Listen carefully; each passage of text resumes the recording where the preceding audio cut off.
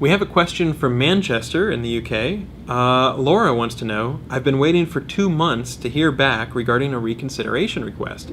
Is this normal? There's no one I can contact about it.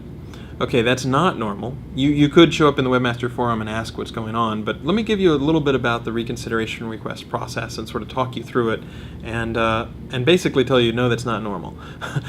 What I would do is I would actually do another reconsideration request and I would mention, hey, I didn't hear back, what's going on here?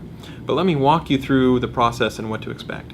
When you do a reconsideration request, you should get a sort of confirmation message pretty quickly that lets you know we got the reconsideration request. If you don't see that, then maybe something went wrong in the submission, the form didn't go through, or something along those lines.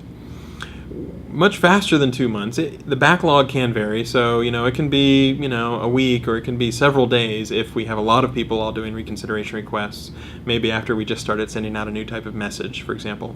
But you should hear back with one of roughly 3 different replies. The replies are basically, yes, we think you're in good shape, so your reconsideration request has been granted. It might be, no, we still think you have some work to do, and so that's the sort of thing where it's like, okay, you need to keep improving the site. It can also, in some situations, be you don't have any sort of manual issue at all, and you should hear back very quickly about that. Sometimes you kind of get you flip the coin and you don't land on heads, yes, or tails, no. You sort of get the very side of the coin. And in that case, you'll get something that says we have processed your reconsideration request. Typically what that means is there might have been multiple issues. So maybe one issue is resolved, but there's still another issue, or we moved from something where we thought the entire domain was not as good to maybe we're more granular. And so that just means, okay, there's still some issues, but more of them have been resolved.